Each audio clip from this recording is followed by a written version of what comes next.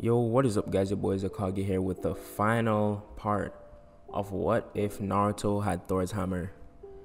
It's been pretty good. I just really wanted to end this one off because I kind of just lost the motivation to do it. Like, I didn't really have like much ideas of how to continue this. So I'm gonna finish it for now. If anything, I could start it. I could remaster it. But yeah, honestly, just having a blank for this whole series. So just gonna end it instead of like instead of not doing anything with it. So here's the final part, and hope you guys enjoy, and let's begin. So last time we left off, we went over the Konoha Crush and just the tuning exams and overall. And the Genin from both Leaf and Lightning were being promoted to tuning. So for the 3-year time skip, Jiraiya wanted to take Naruto on a trip, just like Canon. But by the time he asked, Naruto had already left and like headed towards the land of lightning. You know, this made him a bit sad because he wanted to bond with his grandson because he never had the chance to, you know, the whole leaving the village and stuff. Well, he wasn't even at the village, so he just wanted to make up for, you know, what he did to Naruto. So Naruto, along with his team and the rest of the Genin team of his year, they started heading towards the Cloud Village. And after being promoted to Chunin, Naruto and his team can now do a bunch of harder missions, and harder missions are worth more money. So, which he had a plan to use all of this.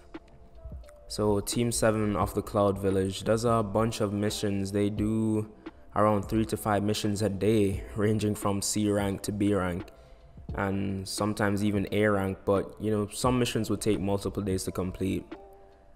And they do this for almost a whole year, like almost every day. And it's safe to say Naruto and his entire team overall got some money like to spend. So the last year passes, and Naruto along with the rest of his team actually get promoted to Jonin.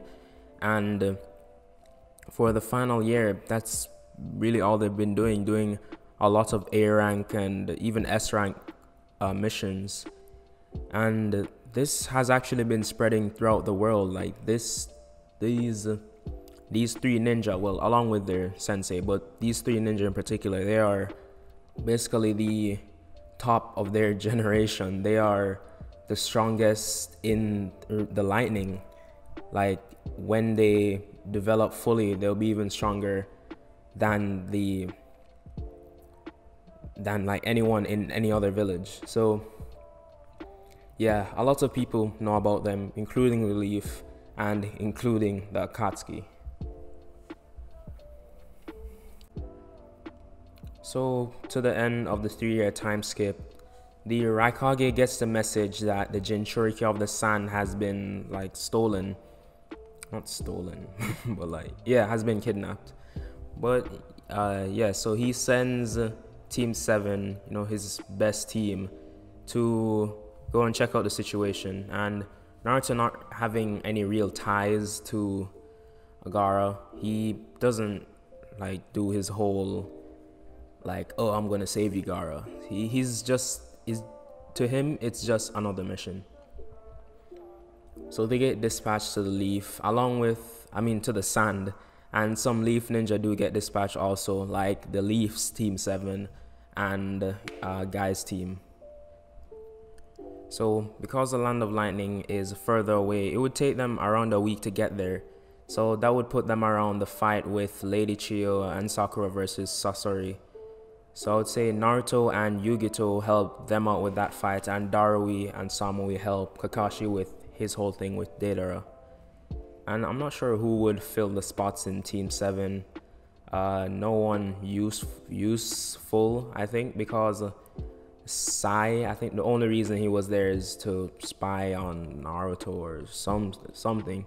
But he was there for a purpose, and I don't think Sakura is enough of a purpose to put Sai on the team.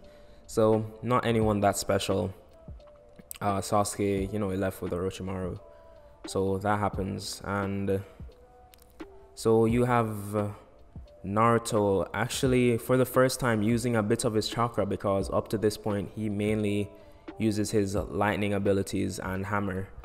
So Sasori uses his 100 or 1,000 puppet jutsu, and Naruto, because wood isn't a very good conductor, so it wouldn't be good against, lightning. But Naruto decides to use his 2000 IQ. He does a water style rising wave, douses all the wood with water, then uses a massive lightning bolt, shocking all the puppets, exploding the puppets. Cause have you seen lightning strike a tree? It explodes. So yeah, basically that effect happens. All the puppets just explode, and Sasori, him being a puppet, he explodes. So Sasori stands really no chance, and even if he miraculously survives, Yugito can use her blue flames to just incinerate him. So that fight goes smoothly, and and then to Kakashi and Darui and Samui. Kakashi really couldn't do anything about wait, did I say Darui? Yeah, Darui and Samui. Yeah, Kakashi couldn't do anything about Deidara flying in the air because he didn't have a long-range jutsu except for Kamui, but he's kind of trash with that. So Darui uses his black lightning to shoot a bolt towards Deidara. The first few times misses, but once he gets his aim perfectly right, he shoots him down, actually causing him to crash in the forest. They track him down, but Deidara had already escaped and left the clay bird with Gaara inside. Basically, Gaara, dead. So they rendezvous at the cave and bring Gaara back to the sand, where Chio does her life swapping thing and brings Gaara back to life, taking hers instead. So that all happens basically the same, and Naruto and his team return to the Lightning Village. So at this point in the village, Naruto and his team, all of them are well respected, and Naruto lives with Yugito in his land that he bought outside the Cloud Village. And one day, they're just chilling in their house and they hear a massive explosion from the Cloud Village. It's not that far away, and they can see a huge smoke cloud coming from the village. So they head there and just see the village in ruins. A massive crater just destroyed it. And this is the Akatsuki. They came for the 2 tails, 8 tails, and 9 tails. And this time they brought the whole squad. Everyone is there because these are 3 Jinchuriki plus the Raikage, so this is going to be a difficult fight for them. And coincidentally, Team Hebi, who were trying to get the 8 tails, were there at the time, so they decide to join the Cloud Village. So you have 3 Jinchuriki, the Raikage, and Team Hebi versus the Akatsuki. As you can imagine, this is a huge clash of powers, the most powerful ninjas fighting in all the same place. So in the battle, you'd see Sasuke from Team Hebi going straight for Itachi. So Team Hebi would be fighting Itachi, while the Raikage would take down some of the weaker members of the Akatsuki. They aren't weak in their own right, but compared to people like Nagato, they're not the strongest. So you'd see, Sasori is already dead. Deidara, he would make his way back and he would end up fighting the Raikage. And I think lightning is the weakness of clay, so he wouldn't stand a chance. So the Raikage would easily take him down. I'll get back to him. Kakuzu gets taken down relatively easily. Konan should be hiding off somewhere with the actual body, real body of pain. So the Akatsuki is there except for members like Zetsu and Toby, and Konan would be off somewhere with the real body of Pain, and Sasori is already dead, and Deidara, yeah, he would make his way back, so he's there as well. So Itachi would be immediately attacked by Team Hebi, led by Sasuke, and Kakuzu, Hidan, and Deidara would be taken down with relative ease, except for Hidan. I'm not really sure how the Raikage would take him on, but the Raikage would find a way to take down all three of these. So you have Team 7 against Pain and Kisame.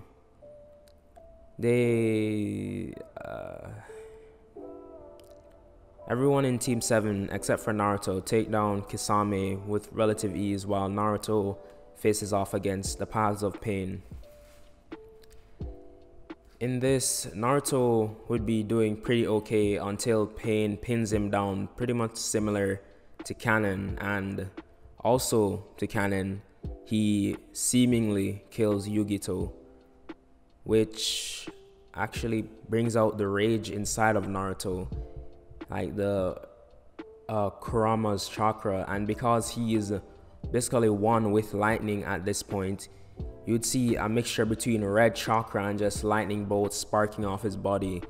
So Naruto, the hammer which would be used to contain all of Naruto's power is now just expelling off his body, and Pain is like, oh shit.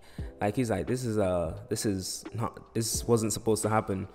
And Naruto goes straight for Pain. He uses a huge lightning bolt to stun Pain, pinning him in place. And if you didn't know, the Nine Tails actually has the power to breathe fire. So he's breathing fire, shooting lightning bolts out of his hands. He's creating tornadoes, which is also another ability of the Nine Tails. So he's doing all of that, and Pain doesn't stand a chance, and Naruto easily takes down all the paths, and without even have to use the chakra rods, he can sense Konan's chakra, and going there he sees the actual body of Pain. Without even talking to them, Naruto just wipes them off the face of the earth, including his Rinnegan. So he completely incinerates them, either by electrocution or just fire breath, like incinerating them. And Konan is made of paper, so that's a L.